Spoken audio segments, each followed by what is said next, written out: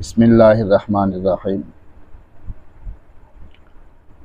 हदीस मुबारक में है, रसूलुल्लाह सल्लल्लाहु अलैहि वसल्लम ने फरमाया कि अज़ान और इकामत के दरमियान जो दुआ की जाए वो रद्द नहीं होती।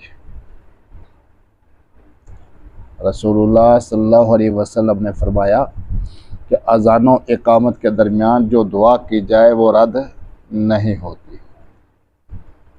इसलिए हमें चाहिए कि अज़ान और इकामत के दरमियान और इसी तरह बाकी जो कबूलियत के औक़ात है उन औक़ात में कोई ऐसी दुआ कर लिया करे कि जिसके अंदर बहुत ज़्यादा जामियत हो।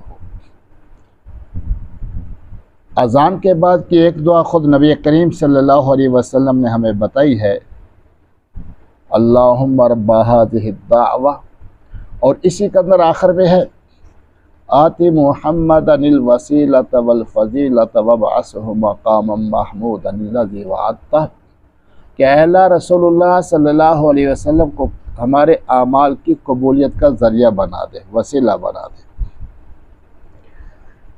अल्लाह नबी करीम सल्लल्लाहु अलैहि वसल्लम को मकाम शफ़ाअत नसीब फरमा दे।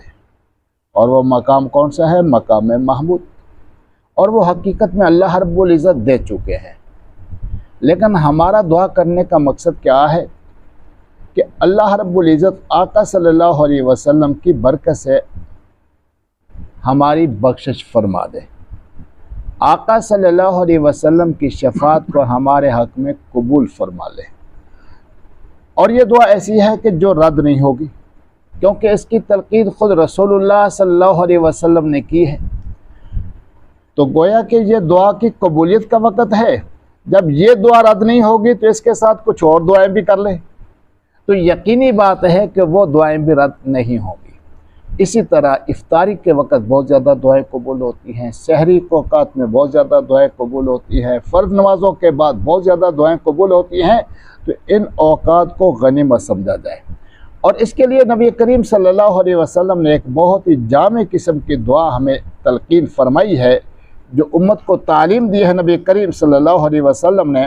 और वो दुआ है, अल्लाहुम्मा इन्नी अस्अलुकल अफ़्व वल आफ़िया फ़ी दीनी व दुनिया व अहली व माली, कि ऐ अल्लाह मैं तुझसे मुआफ़ी का सवाल करता हूँ, आफ़ियत का सवाल करता हूँ कि हर तरह की परेशानियों से मुझे आफ़ियत नसीब फरमा, गम से, दुख से, मुसीबतों से, ऐ अल्लाह दीन के एतबार से भी, दुनिया के एतबार से भी, और ऐ अल्लाह अहलो आयाल माल दौलत के एतबार से भी आफ़ियत का मामला फरमा। तो इसलिए हमें ये दुआ भी याद कर लेनी चाहिए कि ऐ अल्लाह मेरे साथ आफ़ियत का मामला फरमा, ऐ अल्लाह मेरे गुनाहों को मुआफ़ फरमा दे, ऐ अल्लाह मेरी परेशानियों को दूर फरमा दे। बेटों और बेटियों के रिश्तों का मामलात हैं तो वहाँ पर भी अल्लाह से दुआ करें कि अल्लाह नेक साले रिश्ते नसीब फरमा दे। रिज़्क़ के अंदर तंगी है तो अल्लाह रब्बुल इज़्ज़त से उसके बारे में सवाल करें कि अल्लाह मेरे रिज़्क़ की तंगी को दूर फरमा दे। तो असल तो दुआ वो होती है जो इंसान दिल से मांगे, जिसको समझ भी रहा हो। अरबी के अंदर जो है आका सल्लल्लाहु अलैहि वसल्लम ने तालीम की है वो याद हो जाए तो बहुत ही अच्छी बात है।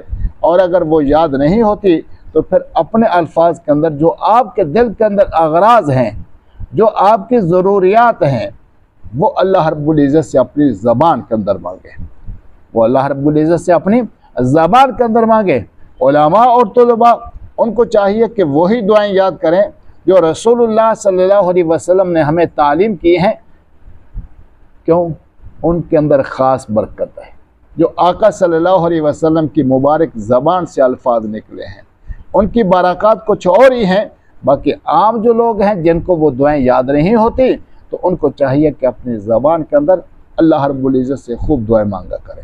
इसी तरह दो खुतबों के दरमियान दुआ की कबूलियत का वक़्त है, लेकिन वहाँ पर ज़बान से दुआ नहीं की जाएगी, वहाँ पर दुआ की जाएगी दिल ही दिल में।